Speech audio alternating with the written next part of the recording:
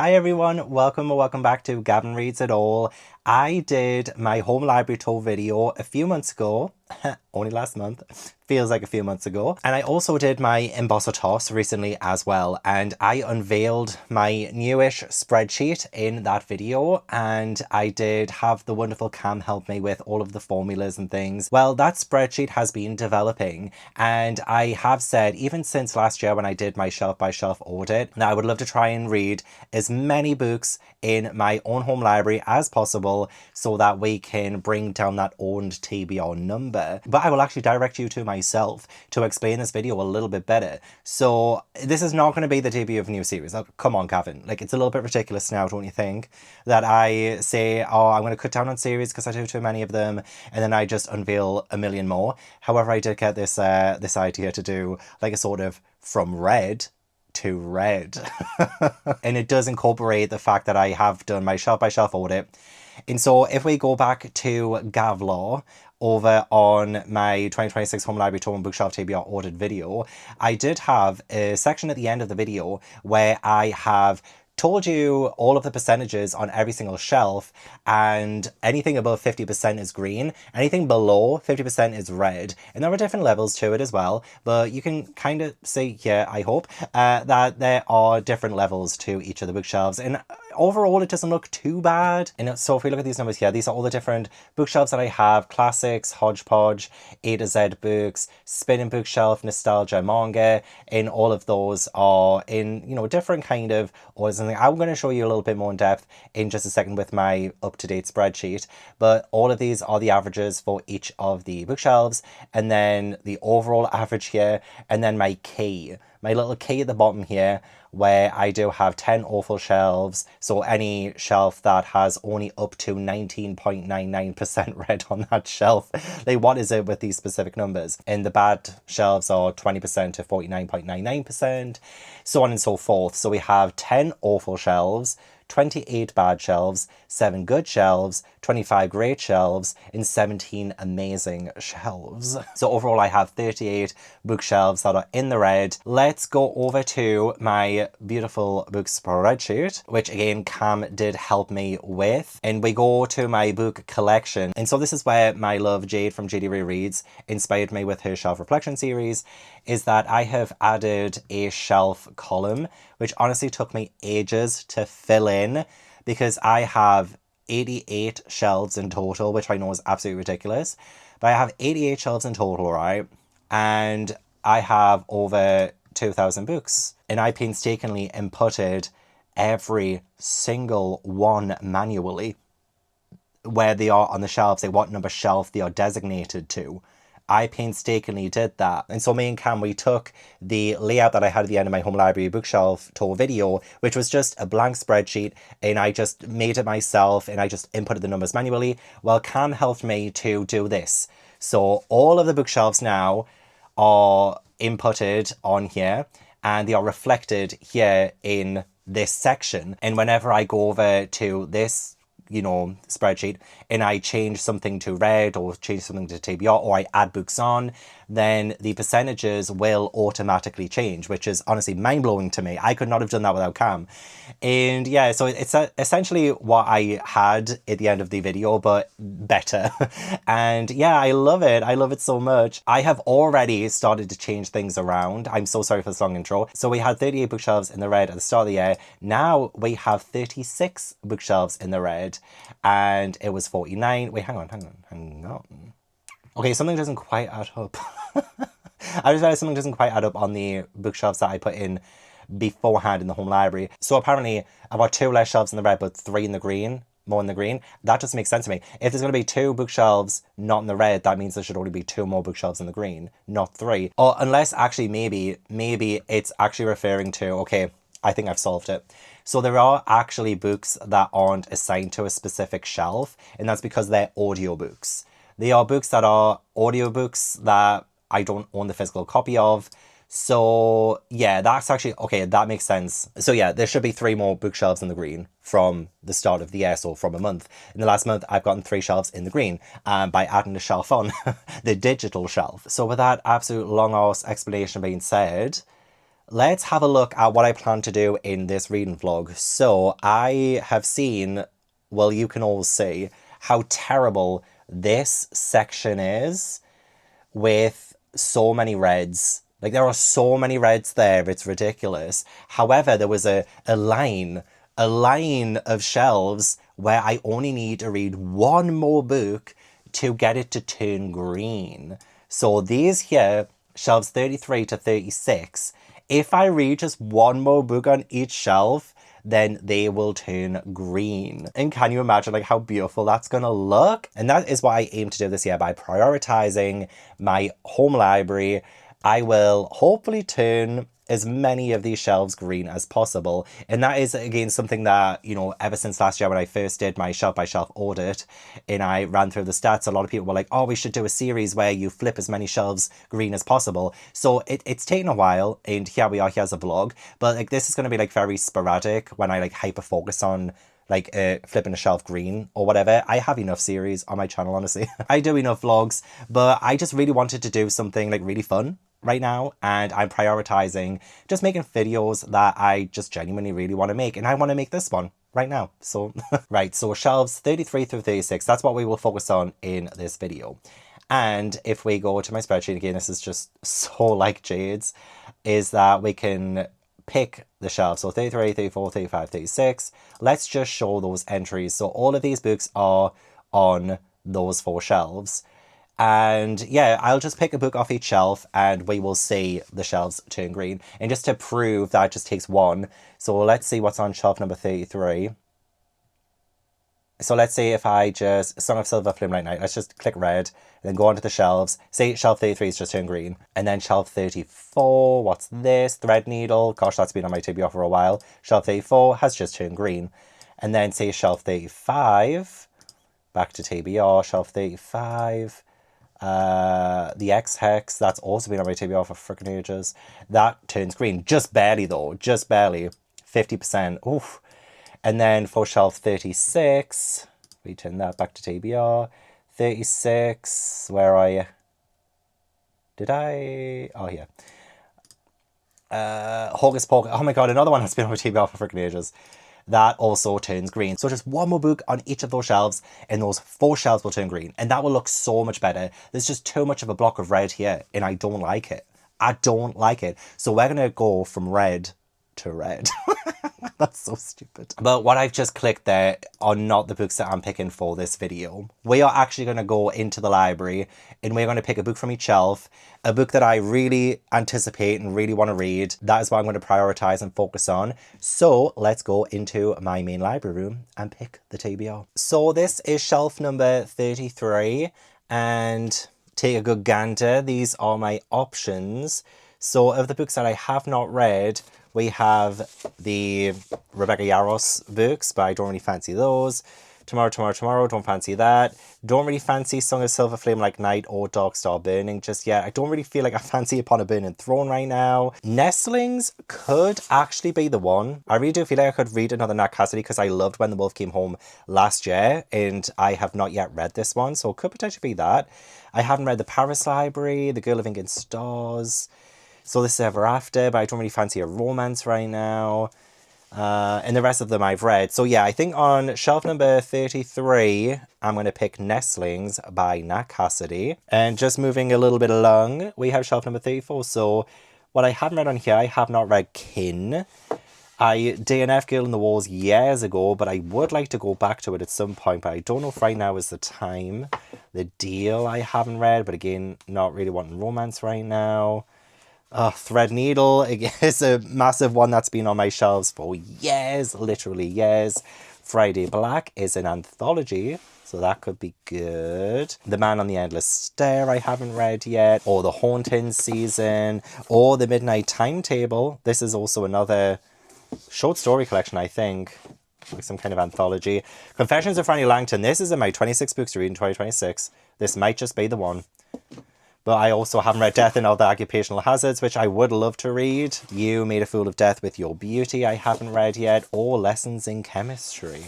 But I do think I want to knock out a 26 book to read in 2026 book. This is the oldest book on my TBR like I think period. I hold this in my very first ever book haul video and I haven't read it yet. And that was back in 2019. So yeah, I think I'm going to pick Confessions of Frannie Langton by Sara Collins for this shelf. I still haven't read Midnight Crossroad. I've owned this for freaking years. Freaking years. It's even personally signed and dedicated to me. I went to meet Charlene Harris when this book came out.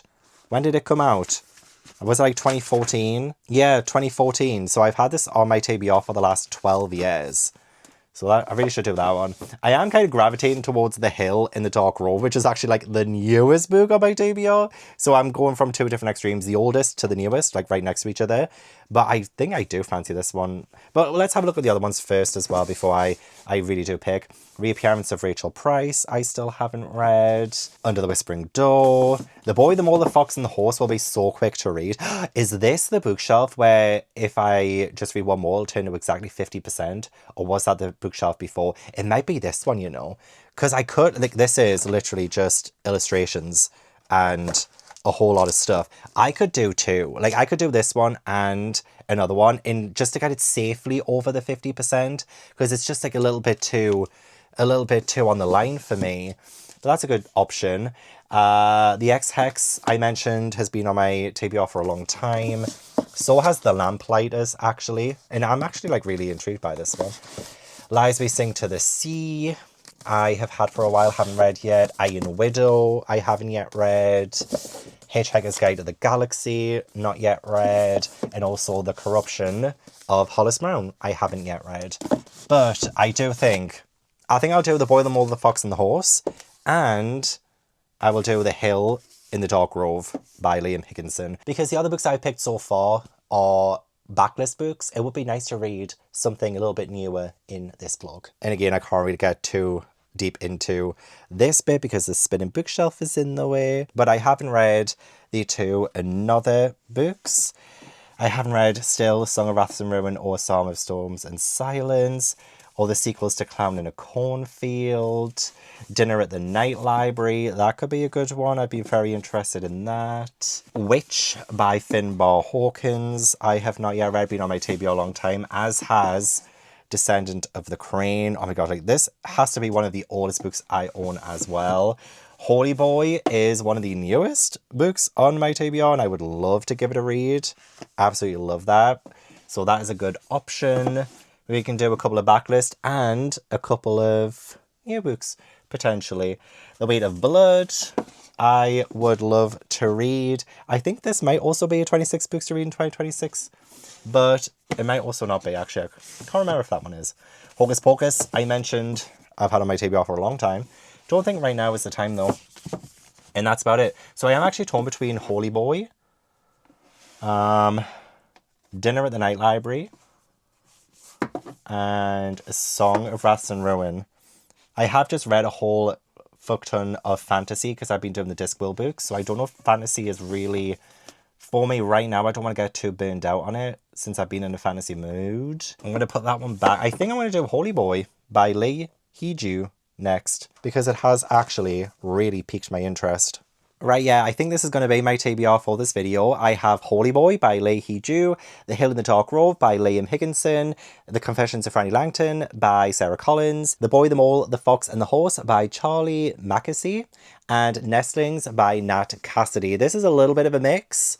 I believe these three are a little bit older, whereas these two are pretty brand new. So I am very excited by this, actually. I wanted a TBR that I just looked at and knew that I really want to delve into these books right now.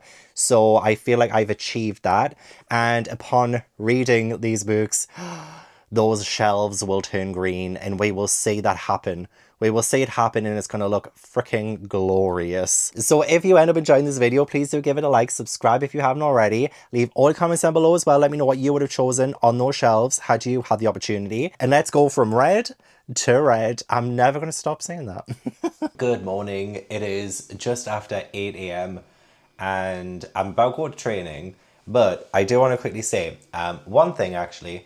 I have made a separate Instagram account for my fitness and health journey, so I will link that down below if you want to follow along. It's mainly to help me stay accountable for, you know, like keeping myself in this like journey mindset that I have, and a much healthier and fitter 2026. So that's what I'm doing. But I am like, well, really glad that a few people have said that they are happy that I'm splitting it, because it can be triggering, which honestly I totally understand. So I'm wondering how I can help with my YouTube channel, because I don't want to cut out, you know, talking about or doing my personal training or anything like that. I don't want to just like cut that out. That's a massive part of my life now. But what if, because I'm about to go to training now, it's, oh my god, it's raining again. Every single time I walk down, it rains. And I even said to my trainer on Wednesday, I said, if it's raining on Friday, I'm not coming in. Because I got soaked. I got absolutely soaked and it was miserable. In fact, actually, it might even be snow. Is that snow? I can't even tell. It's still a little bit early days. I'll show you in a minute. But yeah, I don't really want to cut any of that out. But will it help if I do like a timestamp on the bottom, like skip to this time? If you just want to like skip any of like my B-roll for training. I mean, there might actually be people who aren't just like triggered by it, but maybe people are just aren't interested, which is fine. Like, it's absolutely fine. But I think maybe a timestamp would help. Yeah, maybe we can try that. I'll try that in this video, because I'm about to go down. Oh, it's starting to get worse. I might actually cancel. I'm not gonna lie. Like, seriously, when I walked down on Wednesday, I got so soaked. I walked in and I was absolutely miserable. And my trainer said, how are we? Like, he's always like dead chipper and dead nice. He's like, how are we? And I just was like cold, miserable, wet. It is what it is, I guess. But yeah, hopefully that can just be something that helps. But if you have any suggestions, do let me know down below. And I totally understand, like, it's so valid. It's such a valid feeling. So hopefully a timestamp thing will change all of that. Oh my gosh, I want to show you. I don't know if you can see very well through the glass. Maybe you can, maybe you can't. But I'm gonna have to walk down in that. Tonight I wanna hold you close. I don't wanna let you go. Loving you is all I know.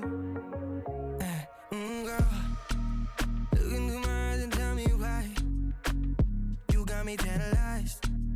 You got me feeling so alive. Ain't no surprises. On our way, we don't waste time. Got my hands, lay them down on your waistline. Then we get low. If you let me take you for a ride, you'll memorize it. Tonight I wanna hold you close.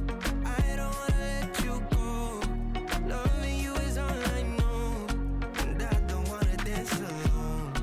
Let the music take control. And all of your problems go. If we never make it home, I don't wanna dance alone.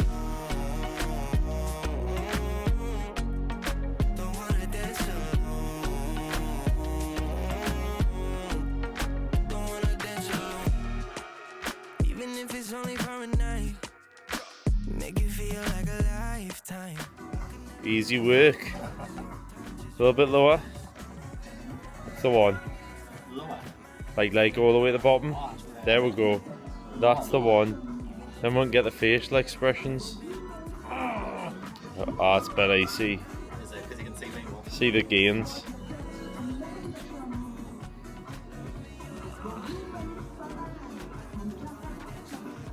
Still managing to smile during this.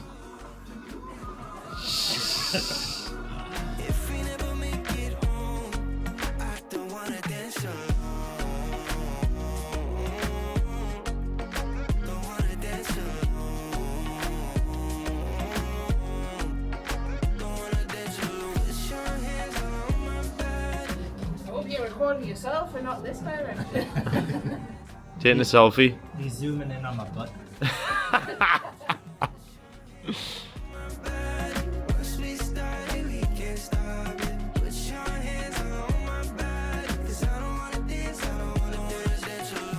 I am just wearing what I wore yesterday because I'm about to go and meet a couple of people who, one of them I met at the gym, and he sent me a message, a DM, a few weeks ago saying, oh, me and my partner are looking for more friends in the area, and like they don't really know a whole lot of people. So you know what's really hard is making friends as an adult, especially in the area you live. I feel great, you know, being able to make friends online and stuff. Like, that's not that much of a problem for me, but actually meeting people in person and becoming friends with them is a little bit harder. It really is. So yeah, I've seen this guy at the gym a few times, and it was just so nice to get an adult friend invite, honestly. So we're going to go for some coffee, and that'll be happening soon. So I haven't actually had any coffee so far today, and I'm starting to flag a little bit. I used up a lot of energy this morning, and I haven't had a touch of coffee yet, and I need some. So I'm excited, very excited for this little coffee rendezvous. Very excited to meet his partner as well. He seems lovely. And yeah, I'm just looking forward to it. Ash is currently watching me right now as well. Ash, don't worry, I'll only be gone for like an hour or two. Don't worry. In the meantime as well, I haven't actually started my first book of the video, but I do want to start off with The Hill in the Dark Grove by Lee Higginson. This is the one that is calling to me the most out of the top 5 that I picked. I don't know if it's because it's like brand new and I haven't really heard anyone talk about it, or if I'm just like in a horror mood. I feel like I blasted through quite a lot of horror during the spooky season, and I've slowly regained my need for more horror in my life. But this one is apparently about Karen and Rian. I might have said their names wrong. The last in a long line of sheep farmers living out a brutal year on their hillside farm deep in the mountains of Erie, North Wales. So these names are Welsh. I might have pronounced them wrong. I might say if I can find the audiobook on Libby or something just to help me with the pronunciations. I am in a big physical reading mood at the minute, so I'll probably just like listen to like the first chapter just to get the pronunciations and then go off on my own. But they discover a buried prehistoric ruin in one of the fields on their land. And one of the people in this couple begins to change a little bit with that. And there's a harsh winter closing in. Apparently it's a slow-burning, reeking creep of a novel about eerie ancient places and dangerous interlopers. Yeah, I saw this in Forbidden Planet. It was either in December or January, and I saw it in the horror section, and the cover drew me in, the summary drew me in. It sounds really good. So let's crack on with that. Crack on with our first book of the video, which I feel like we're now like 20 minutes in or something because I had that massive long intro. I actually think it's about time we start reading and talking about books in this here vlog. Not long before I need to leave, and it's just started snowing. The first snow that I've had since the start of the year. It has been well over a month since I've had snow, and I have been so excited to get it. But it does mean I'm going to have to go out in this. Oh my god, I can't catch a break with getting wet. Is it snowing? It's snowing. Are you seeing it snowing? It's snowing. Wow. Wow.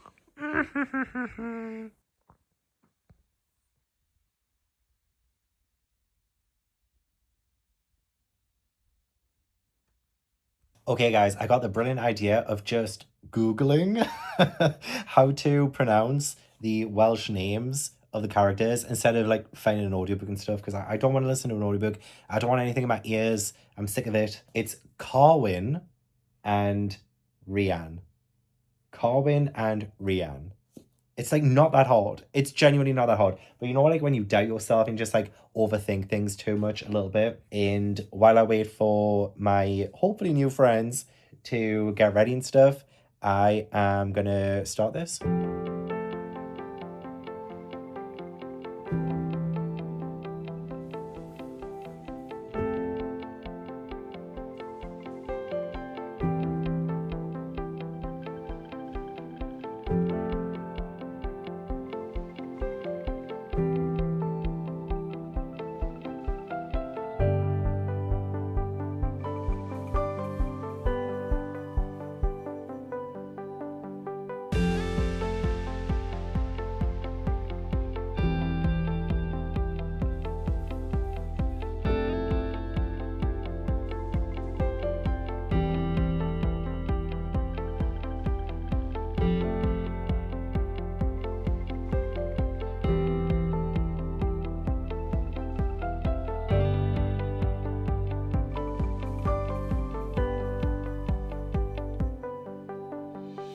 Having a pretty late one tonight. It is 35 minutes past midnight, and I think it's time for me to head to bed. Before I tell you about my day, I have been reading The Hill in the Dark Grove, and I've been really enjoying this. This is definitely more literary folk horror, I want to say. More like Welsh folk horror, which I don't know a whole lot about, but there have been instances of maybe like some Welsh folk tales. I don't know if this author made them up or if they're actually Welsh folk tales, but they have been mentioned a couple of times. And I have just been reading up until this point now today, and I am currently 127 pages in. So I've gotten quite a long way in. I'm a little bit tired now, as I am just going to wind down for bed and I want to like brush my teeth and stuff now. But yeah, I want to tell you about this. I want to tell you about my day before I go to bed.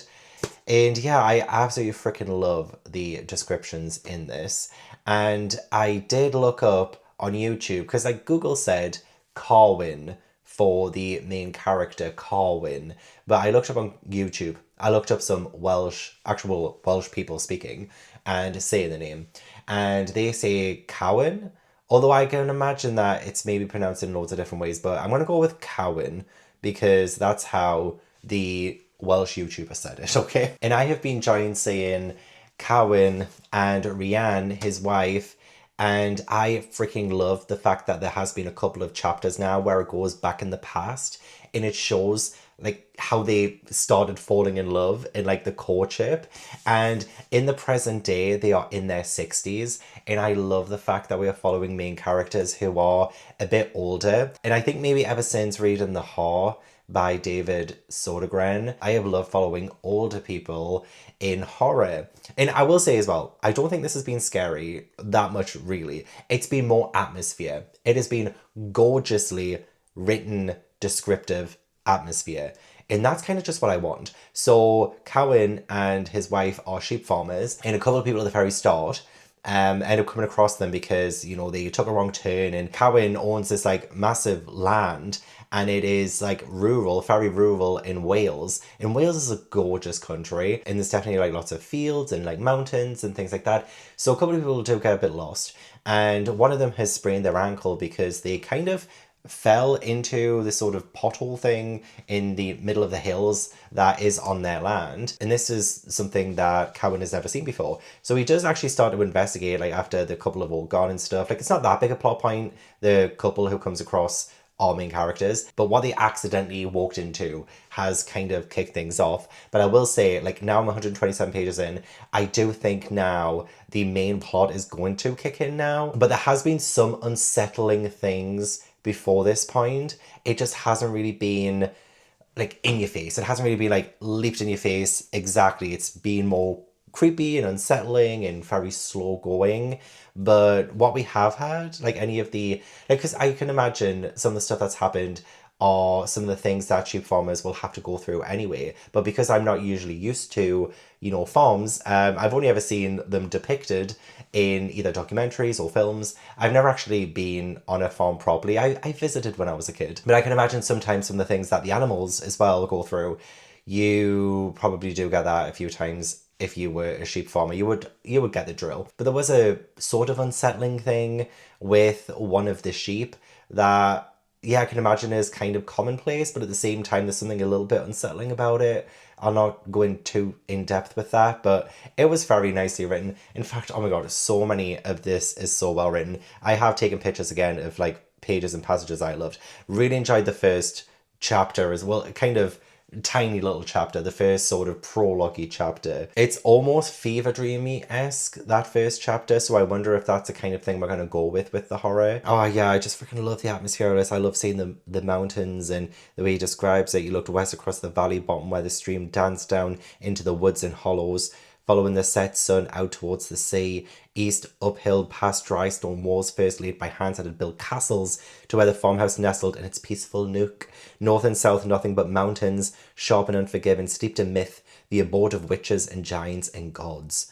All of it his and Rianne's, horizon to horizon. I'll say like some of my favourite quotes, but I'll not say too many. But oh my gosh, it's just so beautifully written, so nice. And this is the debut author as well. This is a debut author and it's so good. Page 18, the farmhouse squatted in a recess of the valley that was sheltered from the harshest weather. Squatted, the farmhouse squatted. Beautiful, beautiful. Oh, and when he discovers the hole as well that the random person had stepped in, and he can just like smell the gravestones, and he can smell like a churchyard almost, and it's just like, what is it that he's about to uncover? And yeah, he has uncovered something, but that hasn't been like touched upon too much at the minute. But it is leading to some promising things. I'm hoping it means that we do get a little bit more of a look into the history of the land.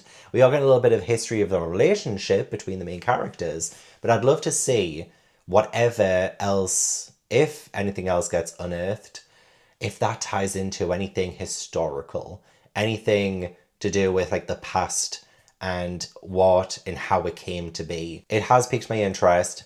It's not horror in the sense that I am shit scared or anything like that. I'm really not. But it is beautifully atmospheric and so far a little bit unsettling. So yeah, I'm excited to continue. Very excited to continue. So yes, I did go to the cafe today with the two new friends that I've just made. And honestly, they are so lovely. They are genuinely so lovely. And we just didn't stop talking, which was amazing. Not a single bit of silence. And we talked about literally anything and everything. And it was genuinely so nice. We went to a cafe that I haven't been to in years. It's one that I used to love going to, you know, in the old place where I lived. And there was a cafe that I used to go to. You've probably seen it a few times in vlogs in the past, but I hadn't been there really since I moved. And even then, I don't think I'd been there for months before I moved as well. So it was just such a lovely blast from the past being back there. And just such a lovely social day as well. Sometimes it's nice to be reminded that it's nice to have social interactions with human beings around me. So it'll be really nice to have friends in my area. So yeah, looking forward to the next time we end up hanging out. I don't know what I'm doing tomorrow per se, but I can't wait to find out.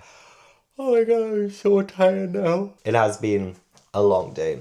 A long day, but very rewarding. Also, my cats have already, like, I've worn this twice, by the way, since getting it twice. And I've already had, Tobu did this, but I did get a pair of scissors and I made it look a little bit better. So you can't really tell that much there. And then Ash did this. You know what, I can't have anything. I literally cannot have anything. And you know what, it's fine, because I did pick up the cats, so it's on me. Where and there's Ash right behind us. I didn't even know he was right behind us. Hey, Ash, are you ready for Betty Bibles? Are you ready for Betty Bibles? Oh, look at them. Oh, so beautiful. Are we gonna snuggle? Are we gonna snuggle together, Papa Boy D? Are we gonna snuggle? No, come back. Are we gonna snuggle? I hope so. I hope we snuggle.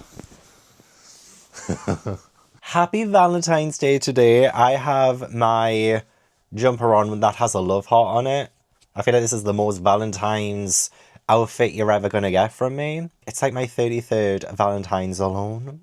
Cue the violin, but it's fine actually because I did go to the gym again this morning, but I went with the friend who I made yesterday, and it was so nice because he just lives around the corner. He actually drove us there, so I was like, oh, like actually getting a lift into the gym. Amazing. So we worked out for an hour and then drove me back home. Absolute diamond. That was a few hours ago now, and I have since finished The Hill in the Dark Grove by Lee Higginson. I've just been watching Jade on her reading sprints and managed to get to the end of this, and this is like a little bit of a hard one to describe because by the end of this I do feel a little bit of confusion because some of it was very obscure, you know, and it doesn't really have that kind of satisfying ending that I really wanted. And some of it did maybe go into a bit of a predictable kind of direction, but I freaking love the way that this was written. The writing style was absolutely gorgeous. Loved seeing Wales. I love the changes that were being made in the characters as well, and how they sort of tied in together with like their relationship between Cowan and Rianne. And I just felt so invested in them too. Because yeah, seeing the initial courtship between them just made me root for them even more. And that was the sweetest thing. And to see them now as like older people, you know, it just, well, parts of it is like very bittersweet. Like this is a really bleak kind of book, and there is like so much to really enjoy about this. There is a little bit of animal stuff in this, so I will warn you against that, because it's something that I, for some bloody reason, nearly every book that I pick up in 2026 that's something to do with animals. But it's not really a big trigger for me. In fact, I don't really have triggers. But, you know, when it's just like constantly that one thing, and I'm like, ugh. I don't want to say too many more about trigger warnings because I don't want to spoil anything. But yeah, I still really freaking enjoyed this to the very end. I was pretty gripped. It is very slow going though to begin with. And even by the end again, like there's just like a lot of obscurity with it. But just absolutely riveting. Absolutely riveting. 4 stars. I think I'm going to give this one a 4-star. The atmosphere itself and everything was just so spot on. And it just makes me want to go to Wales even more. Even though there was some shady shenanigans going on with what we were discovering in those fields, I still want to visit Wales, okay? So, with that said, that is my first book done for this video. And we're going to go over to my lovely little spreadsheet here. And I have, again, like my shelves all picked out. 33 through 36. Yeah, I've just highlighted those 4 shelves that I am focusing on in this video, but there we go. Liam Higginson is right there, so we'll change that to red. Actually, no, first, let's go back to the shelves bit. Let's look at, what shelf was it? Number 35. Yeah, it was shelf number 35. So yeah, shelf number 35. Let's go back to this. Red. Let's have a look at shelf 35. Beautiful. Beautiful. That is now a green in a sea of red. And we're going to do that with the other ones as well. And we are going to read another book on shelf number 35 just to make that even more in it, because that is just dangerous, isn't it? That's so dangerous. Hi, Tobu. Yeah, we're going to read one more. We'll not read the other one that's on the shelf right now, which was The Boy, the Mole, the Fox and the Horse. I do think I'm going to start The Confessions of Frannie Langton next. This is historical. And we follow Frannie, and she was a maid to Mr. and Mrs. Bentham.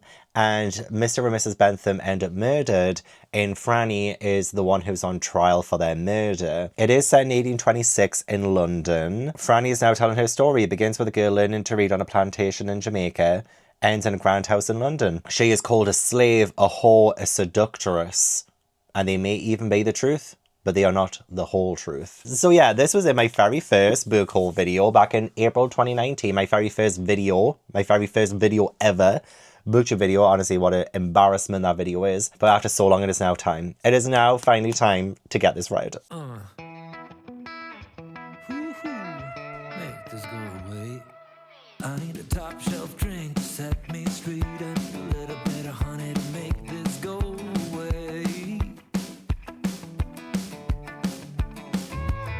Don't even chew her prey, just swallow me whole. It's just a little bit of heartache, but that's just how it goes.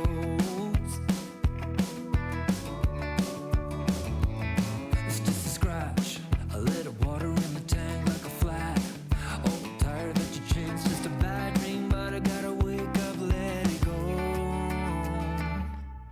Morning, keep on coming, I can use a blackout. Give me something to drink, cause I don't wanna think by now. Knock me right out, filling me up, it's just out of my mind.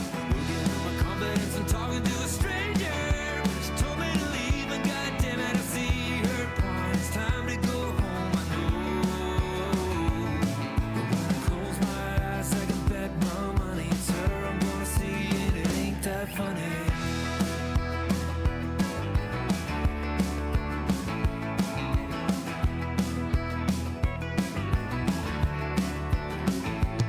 It's like just dipped in sugar, sweeter than pie, until a little time flies and you see what's on the inside. Man, you're gonna feel like you wanna cry. She's a bad song, it goes on and on, like it's non-stop, but I'm holding on. She's a bad, bad dream, gotta wake up, let it go. Morning, keep on coming, I can use a blackout. Give me something to drink, cause I don't wanna think by now. Knock me right out, filling me up, it's just out of my mind. Looking at my confidence and talking to a stranger. She told me to leave, and goddamn it, I see her point. It's time to go home, I know. But when I close my eyes, I can bet. Right, I thought I would quickly come in with an update now because I have just gotten to a moment in the Confessions of Frannie Langton that made me a little bit shocked. And yeah, I'm now on page 141, chapter 17, and I'm listening to the audiobook as I decided that I'm going to try and do my Lego One Piece Going Merry ship, which I've owned for months. Ever since it came out, I just haven't really had the time, but I'm gradually going through some Lego sets that I bought like months and even years ago. Like I want to do Paradise still, and I got that at the end of 2024. But it's been really nice just sitting here with the audiobook. I've also got a homemade protein matcha latte that I put some pistachio syrup in, which I haven't tried yet. I'm about to try it, see if I like it. Oh, yeah, that's actually really nice. Oh, and another reason why I'm doing my One Piece Lego now is because I have a watch along for the first 3 episodes of the live action tonight. Because season 2 starts next month and I'm so excited. So I'm getting ready for that tonight, which isn't for another 6 hours. So I do think I will finish this before then. And I also think I will finish this Lego before then too. In fact, I think I might finish the Lego before I finish the book. But yeah, this one I am liking so far. I have been just absolutely engrossed in Frannie's account of what has been happening and what's happened in her life as well. So this is not an easy read whatsoever. The amount of racism, the amount of usage of the N-word is so intense, and it's just highlighting so much of the atrocities that were committed to Black people and slavery and how the slaves were treated during that time. So yeah, getting a first-hand account from Frannie Langton is very eye-opening, very unflinching as well, and there is like a different POV as well every now and then during the interrogations, like the investigation, and it is dual narrated by the audiobook. And I'm sure it said, like the audiobook at the very start said, narrated by Sara Collins, and Sara Collins is the author of this. So I think the author herself is narrating this, which is pretty awesome. I do love it when authors narrate their books. Sometimes I don't, because I don't think some of them should be audiobook narrators. But no, Sara Collins is doing a fantastic job so far, if you ask me. And obviously Frannie has reason to commit the murders that we find out at the very start. And the evidence seems quite damning, but I still don't know. I still don't know what happened. And Frannie is swearing that she didn't do it. And obviously when people are saying, oh, but, you know, they found, you know, Frannie lying in bed with one of her masters who is dead, it seems like there's so much evidence against her. And I can't wait to see if Frannie can show them that she is innocent. And I can't wait to see how that story and that plot point unfolds. Historicals are usually my kind of thing, but I think because I am focusing so much more on character, that it's really helping me. And while the trial and even just talk of the murders is only in the very first chapter, and now we've gone back in time through this account, I would like to get back to that kind of story, but I know that we're building up to it. We're building up to it very slowly, and I need to see everything at play before we get to that point. So I appreciate the pacing of this story. I appreciate what we've been shown so far. But yeah, I do love a good little audiobook listen while I do some Lego. Nice little chill Sunday, actually. Especially since yesterday, I do think I did quite a bit. I was starting to do like dress rehearsal for an upcoming video that's coming out in March. Although actually by the time this video goes out, I think I'll have done my spring TBR and video plans. So you might already know what it is that I'm doing. But yeah, some costumes came yesterday and I did a little bit of rehearsal with it. So that's going to be interesting. I haven't left the house at all today either. And I've also started to get Simmer Eats. That got delivered today. I've paused Thrive because I want to try something else. So I'm trying Simmer Eats. I will let you know how that goes. I will have my first one later today. It's not even 12.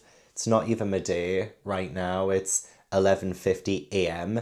I've had 2 coffees. I'm having my protein matcha latte with pistachio syrup. So while it's still daylight, I am gonna continue this and hopefully finish it. Oh, and my book as well. Most importantly, finish my book as well.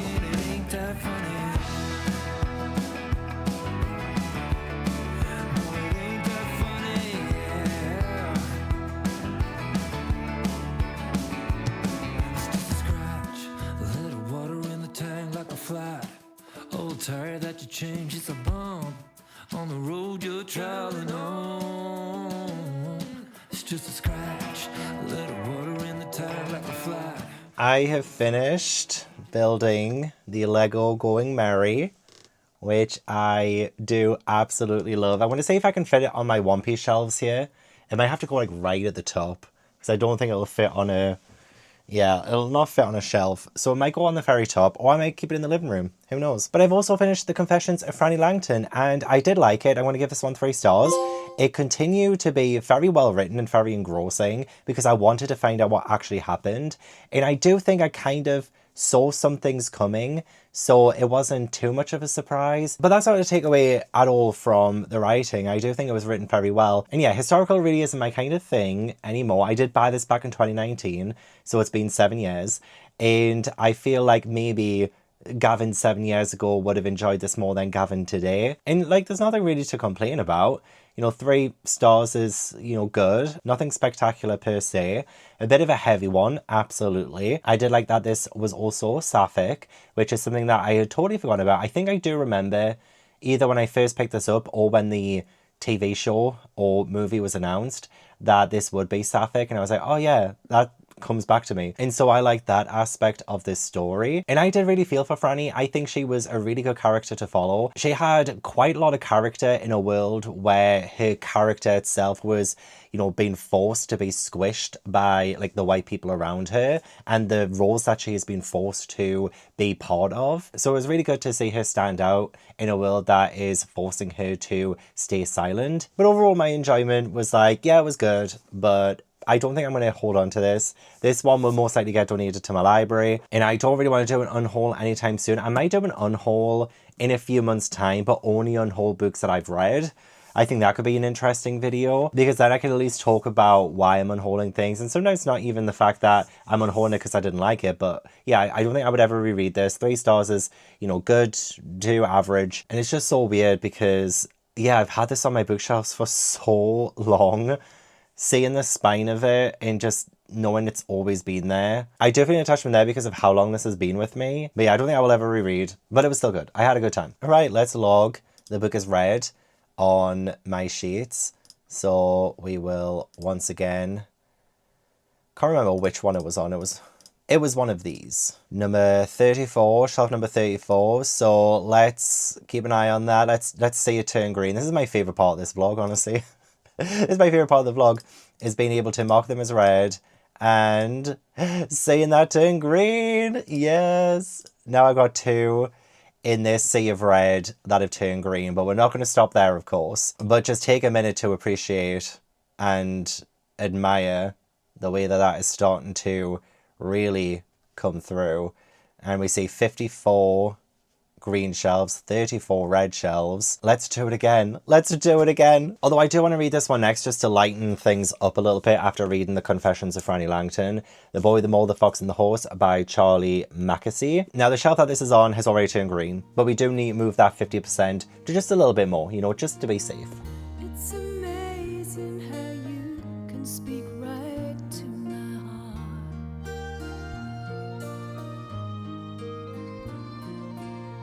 Without saying a word, you can light up the dark. Try as I may, I could never explain what I hear when you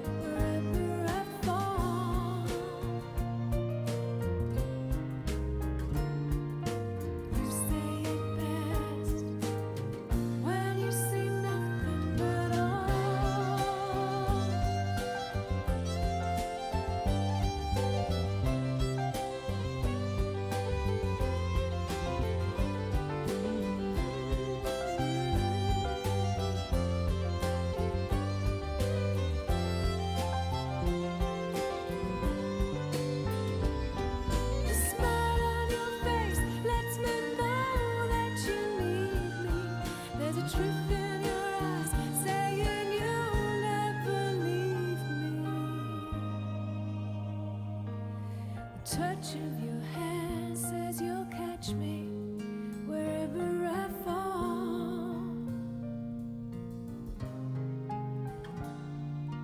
You say it best when you say nothing at all.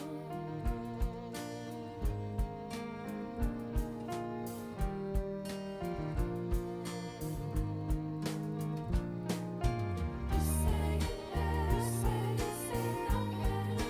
You say it best, you say nothing. The smile on your face, truth of your eyes saying you'll never leave me. Touch of your hand, let me know that you need me. Know that you need me. That smile on your face, I know that you need me.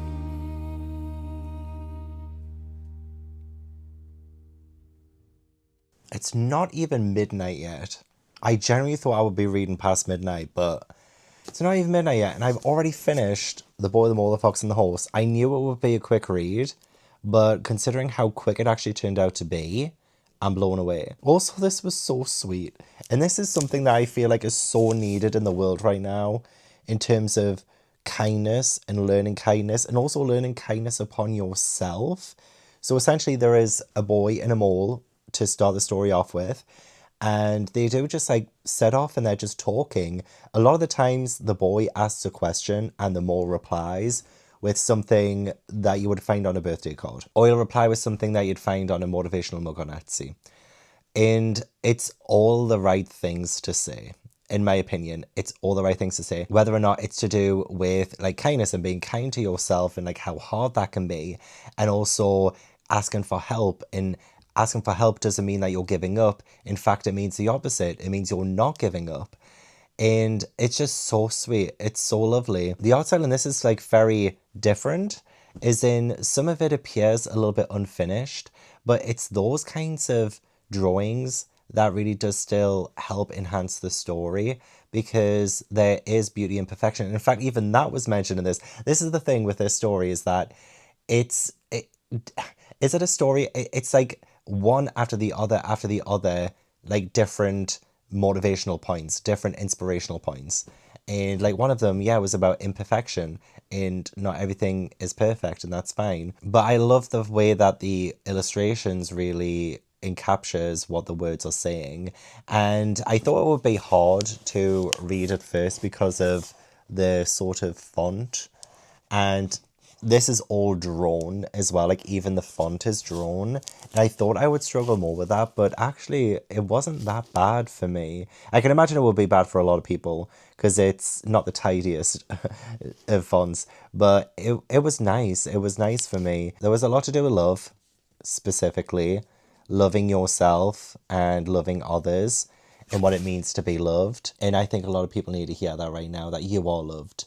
And whether or not the world feels like a really dark and abysmal place right now, because it really does, there are people still in the world who are worth knowing, and that is just so touching and beautiful to me. I also loved when the boy asked, what do you think is the biggest waste of time? And the mole says, comparing yourself to others.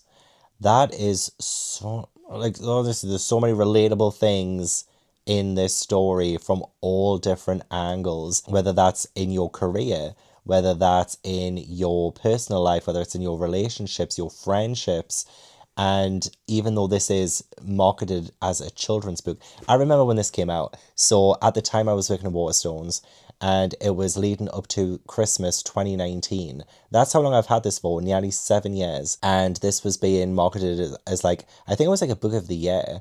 And I think it eventually won, but we had to like sell a lot of it when I was working at Waterstones.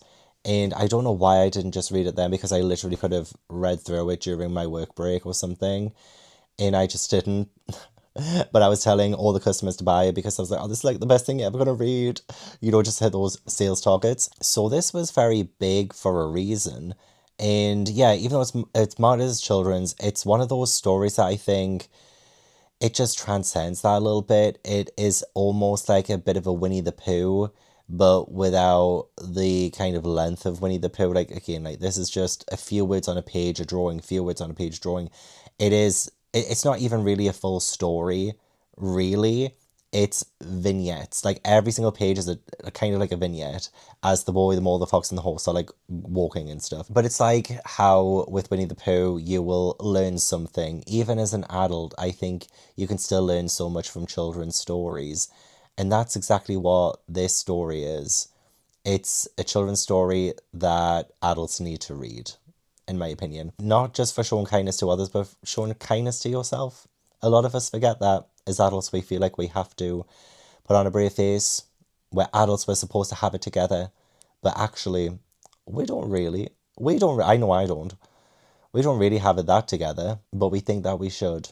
And sometimes we need to just take a breather, take it a day at a time. And yeah, the whole comparing yourself to others is a great waste of time. I 100% agree. So that's definitely held me back over the years. I've definitely become better with that now, but it's still something that I do like to be reminded of every now and then. Having said that, do I want to give this a 5-star? I don't know. I don't think it was like long enough for a 5-star. I think I'm going to give it a 4. I do think it's worth reading, and I do kind of love the illustrations, even the unfinished look of a lot of them. I don't know, maybe I need a little bit more for it to be a 5. But do check it out if you want something short, quick, and will just teach you a little something about life. So with that said, it's now just turned midnight. Nice. And I am ready for bed. Toby, are you ready for bed? He's just like lying over there, just waiting. Toby's probably just waiting for me to finish chatting so that we can snuggle again. Toby, you want to come snuggle? I have training at 10:30 a.m, which is actually not too bad. So I don't have to go to sleep just yet. So I might catch up on some booktube while I wind down for sleep.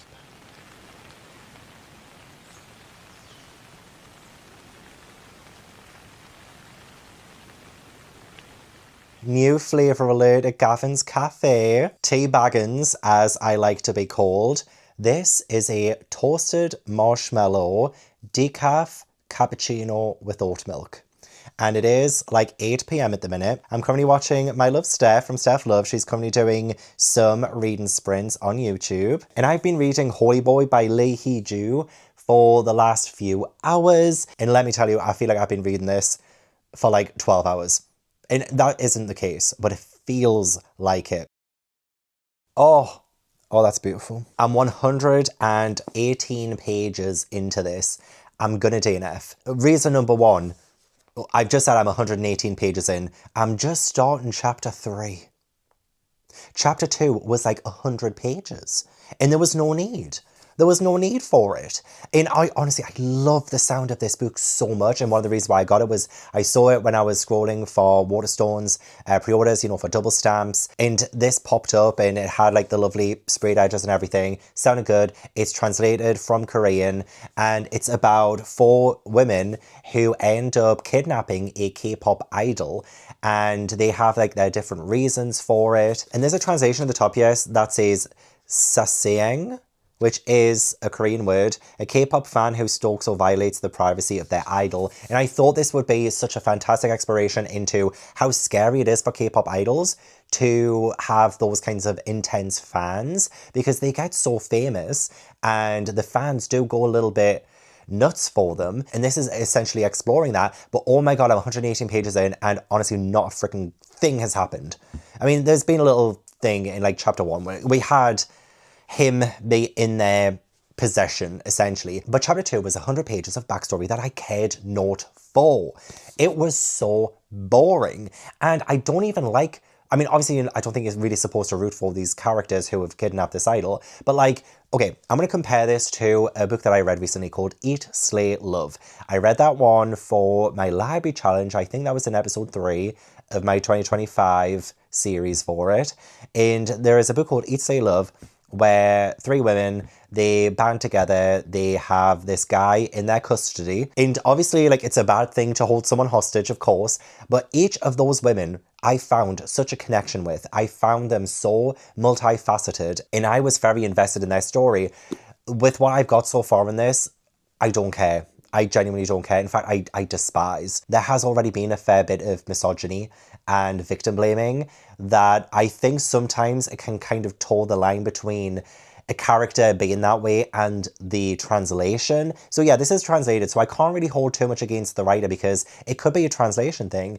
But oh my gosh, sometimes there was just like a sprinkling of like some kind of commentary on like what they're doing. And yeah, some of it just felt a little bit victim blamey. Like not even just from the perspective of the main characters, but like actually like the narrator itself. And there are kind of a lot of characters. I mean, not that many characters, but for a story where it's supposed to be so like intensely intimate in a way, oh my gosh, like this felt, it felt too, what's the word? Like it felt too messy. It felt too messy. It didn't feel like we had any cohesion. It just, I can't get on board with it. Like, I just can't. I can't focus on it. That second chapter was the most boring thing I've ever freaking read in a story that had such an exciting premise and such promise for the kind of dismantling we could have done with the themes, with what it's trying to say about K-pop idols and their fans. And it's boring. It's so boring. It's not even... I think it's supposed to be considered a thriller. No. No way. There's no way. I'm honestly quite disappointed because, yeah, I only got this like last month.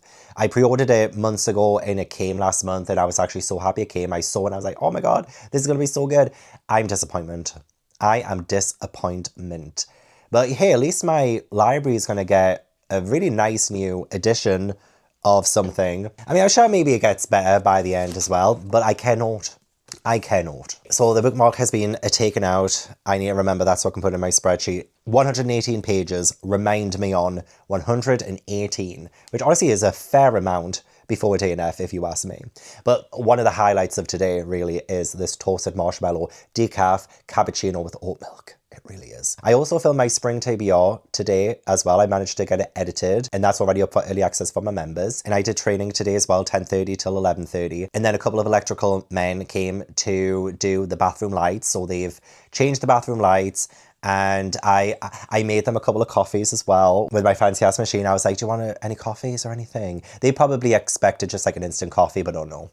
Oh no, when you come to tea baggins, prepare to get tea bagged with amazing coffee, of course. So I put their coffees in the Christmas takeout cups that I bought, you know, before Christmas. And oh my gosh, like they had it. I felt so proud. I was like, oh my God, my first customers, even though it's free for them. But they are doing my bathroom lights, so it's fine. So yeah, that's all I've got. I'm going to go upstairs. I'm going to add in that I read The Boy, the Mole, the Fox and the Horse and this book as well so we can see these shelves turn green. Get these shelves back on that we are focusing on in this video. So what was The Boy, the Mole, the Fox and the Horse? What shelf was that on again? Shelf number 35. So look at shelf number 35. I mean, we did already turn it green, but it's only on 50%. So let's mark that as red. And there we have it, 54.2%, which I'm so much happy with. And look at that. This one changed from being red to green at the bottom. So this is the average like shelf overall, like this entire shelf. This is now turned green. Did that just turn green there or did I totally miss it before? Let's move that back to TBR. Oh no, so it must have been when I read The Hill and the Dark Grove. Let's move that back to TBR. Yeah, 49.5. 49.5. Oh my gosh, I've just made an entire bookshelf turn green. I wasn't expecting that. Oh my gosh. I'm so happy with that. So move that back to red and move this back to red. Look at that. Oh my God, it turned green, 50.7. Oh my gosh. So 1, 2, 3, 4, 5, 6 of my overall bookshelves are still in the red. 1, 2, 3, 4, 5, 6. Oh, and 7 of them are green. So just over. Okay, awesome. And then I think it was shelf number 36, right? That we had Holy Boy. So that should be there. Yeah, shelf number 36. So let's change that to red. And there we go. Shelf number 36 has turned green. 47.9% as well for the entire... All of these are probably quite close, you know, like they're all over 40% apart from this manga shelf. But that's over 40. All of them are over 40. I think maybe for an upcoming bookshelf audit vlog, we could do with turning this entire bookshelf green. It'll probably only take like maybe 3 books, maybe 3 or 4 books. Maybe, I don't know. Let's not get ahead of ourselves. This is not going to be a series, okay? And if you're wondering as well, I am just marking down for now that Holy Boy is red, considering I have officially taken it off my TBR, even though I'll be unhauling it when the next opportunity arises. Oh my gosh, now I'm wondering, like, when I unhaul these books, will that turn these shelves red again? See, this is why this could end up being a never-ending cycle of redness on my shelves, because I keep unhauling books that I've read. Okay, never mind. We're getting too far ahead of ourselves. So yeah, even though it's DNF'd, I'm still marking it down as red because it's officially off my TBR. So we have only one more book to go, which you are sitting on. Nestlings by Nat Cassidy. I do have reading sprints tomorrow, so I will most likely start them then. I cannot be bothered to read anymore tonight. Taking the night off.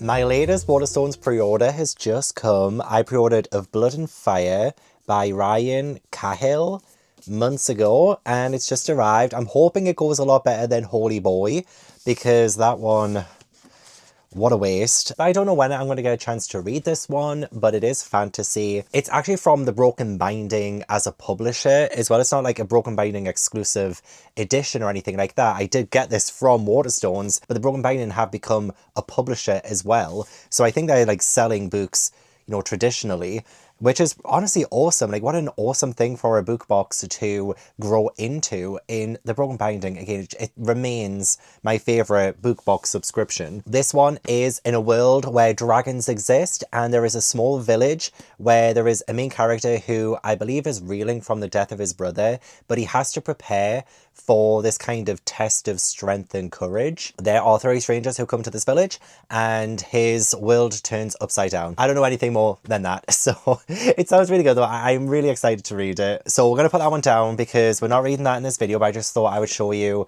a quick little book haul, which I don't really often show in vlogs. But yes, I'm about to start Nestlings by Nat Cassidy. My reading sprints are in about 50 minutes, so I have a little bit of time to prepare. I might start this before my sprints. This one follows Anna and Reed, and they are a couple, and they have their first child, but it leaves Anna paralyzed. It's not all doom and gloom though, because Anna and Reed end up, I think, like winning some kind of housing lottery, and they end up getting a really nice place that's sort of overlooking Central Park in New York City. However, there are disturbing things that starts happening in this apartment, and I think Reed, the husband or boyfriend, I don't know if they're actually married or not, he kind of dismisses a lot of the unease and paranoia that Anna is living through. So this could be a good one. And again, I loved When the Wolf Comes Home, so I have high hopes for this author to deliver on my second novel of theirs.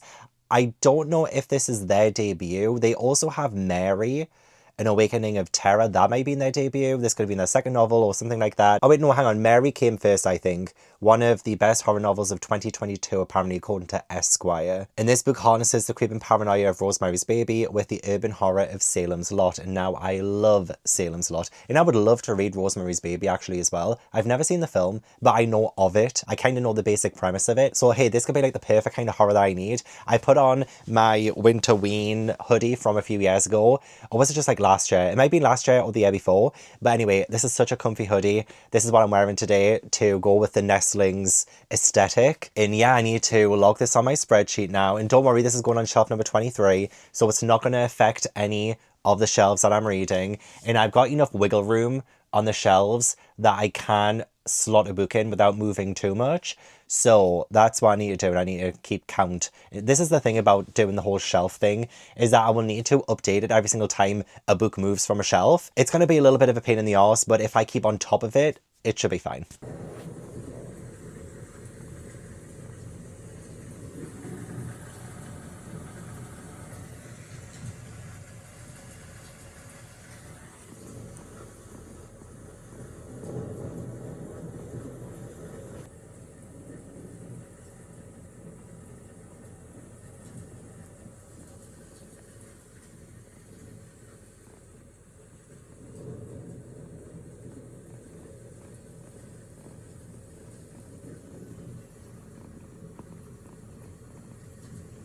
Oh, it is so late for me now, but I mean late. It's only 10:45 p.m. But I'm telling you, I'm getting older. I'm getting older. I'm getting more tired earlier. And you know what? I kind of low-key love it. You know, I'm embracing my age. And it's funny as well because I want to try and get to bed tomorrow night a little bit early. I'm going to have to finish this tomorrow. I'm 105 pages in. Sprints are finished. But I'm going to finish this tomorrow morning, finish editing the vlog, and then I really do want to try and sleep tomorrow night so I can do my 24-hour reading vlog on Thursday, because I'm so excited to do another one. So that's what I plan on doing. So I'm hoping I'm this tired this time tomorrow so that I have had a sleep. And yeah, but anyway, yeah, back to Nestlings. I was starting to read this. The first couple of sprints, I was like, this is fine. This is fine. I'm going to come onto this vlog and tell you that I don't really have any thoughts because, you know, we're just building things up. You know, we're slow going. There hasn't really been anything too untoward. There's been like a couple of lines in the first like 50 pages. Although actually, no, it was like 47 pages I read in the first two sprints. And there wasn't really like a whole lot going on, but like we were getting introduced to the characters, and I do really like the two main characters. I like Anna, I like Reed, and they've been through some shit. Like they have been through some awful shit, and I can really feel, especially, and I can't really speak for the representation of postpartum depression, but it feels like very realistically depicted in a horror-esque kind of setting, and there's definitely been something that's been pretty scary in terms of what can actually happen with that. And I do hope that Nat Cassidy did their research and all of that, because yeah, so far it has really felt like very raw, very real, and it's really enhancing these characters so much. Like, I don't know what kind of situation they've gotten themselves into now, but I am rooting for them. I really am. And yeah, not really a whole lot was going on. And then we finally met a neighbor, and that was when I was like, ah, okay, like this is actually gonna like really pick up now, and more things have happened. Something really kind of scary-ish happened. And what I like about Nat Cassidy from what I read with When the Wolf Comes Home was that I wasn't fully expecting a lot of the stuff that was going in, because I feel like the synopsis, the summary, doesn't reveal all of the cards that Nat Cassidy is going to deal you. And that's definitely apparent from some of the sections that I have just read, that I was like, oh, okay, this is the direction we're going in, and this is the kind of horror that we're going to incorporate, and that's really exciting. And I love the fact that this is set in a building, like an apartment building, that has a really creepy history as well.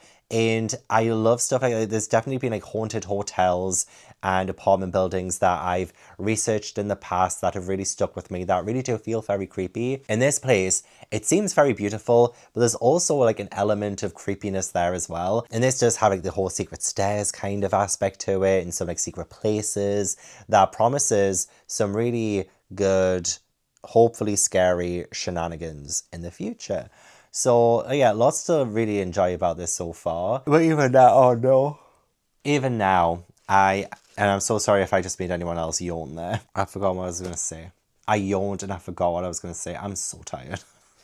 Maybe I should just pack it in. Yeah, even though a lot of things did pick up by the end of these sections that I read, I do feel like I will have more to say tomorrow when I read more of this. I just feel like we're slowly getting somewhere, and it's okay to not have too many thoughts on something.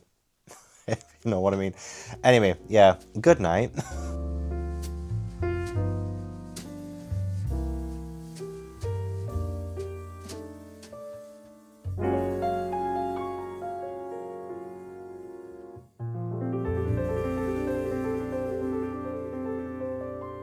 I'm having such a lazy day today that I am wearing the hoodie that I wore yesterday. So time has passed, I promise.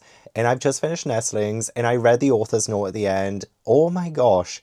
Like, going through all of that in one freaking year. Like the author, Nat Cassidy, and his wife. Genuinely upsetting. But it really does help contextualize a lot of the stuff that happens in Nestlings. As well as those feelings that I could feel were coming through. Especially to do with Anna and how she has now found herself disabled after a traumatic childbirth. Oh, it just makes me look at it with fresh new eyes, honestly. Like, it's so sad. But what strength to get through such an awful year and experience everything that they experienced that year. It makes me want to give this a higher rating. I'm giving this one 4 stars because I really did enjoy it. And yet again, it went in a direction in terms of like what the horrors actually were that I didn't expect. And maybe I should have. I'm not going to say what it is, but I mean, considering what it's described as, I genuinely should have seen that.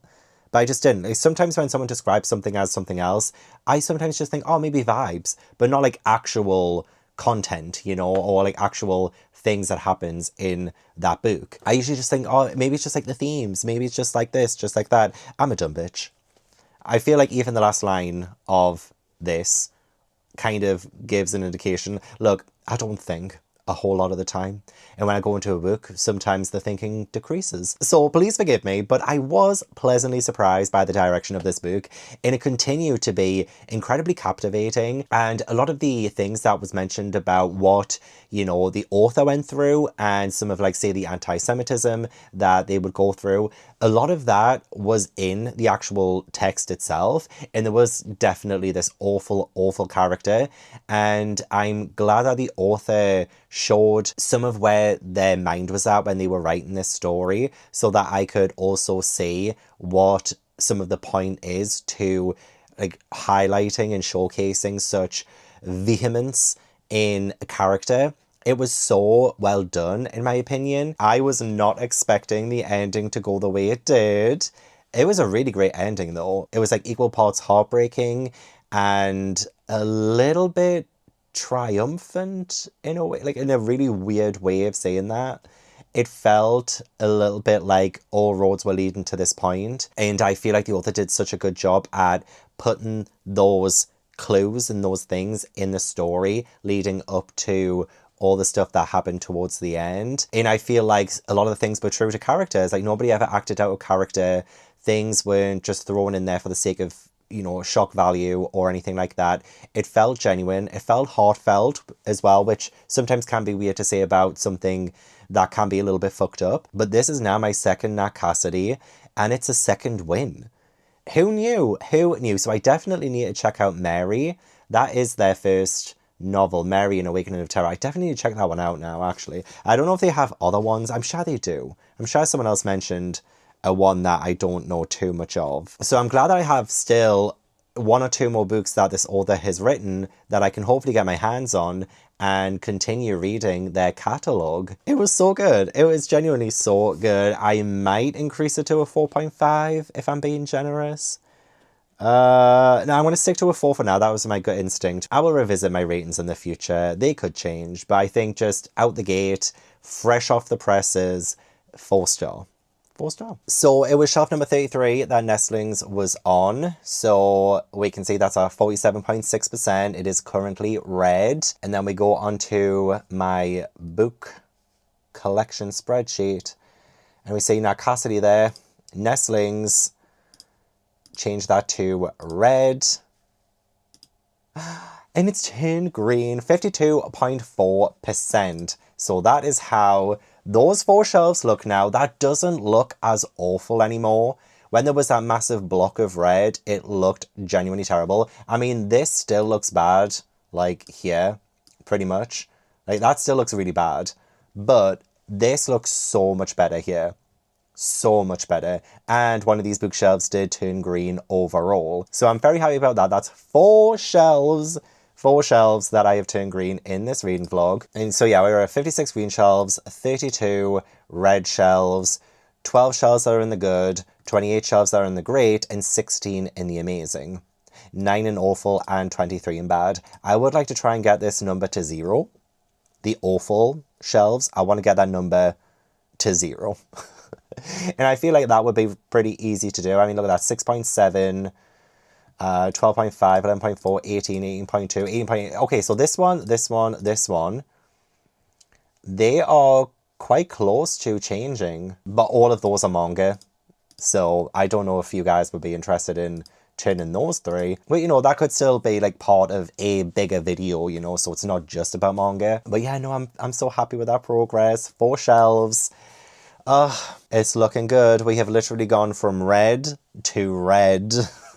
So you know what's funny is that I didn't give a single one of these books over a 4, but we did get 3 4 stars, 1 3-star, and a DNF. So I would say this was a pretty successful experiment for sure. We started with The Hill in the Dark Grove by Lee Higginson, and I gave that one 4 stars. And then I went on to The Confession of Frannie Langton by Sara Collins, gave that 3 stars. Then it was The Boy, the Mole, the Fox and the Horse by Charlie Mackesy, and that got 4 stars. It was unfortunately a DNF for Holy Boy by Lee Heejoo. And then finally we wrapped up with Nestlings by Nat Cassidy, and it got a 4 star. And we turned 4 shelves green. So that is, that was 4 shelves turned green, 3 of the books got 4 star.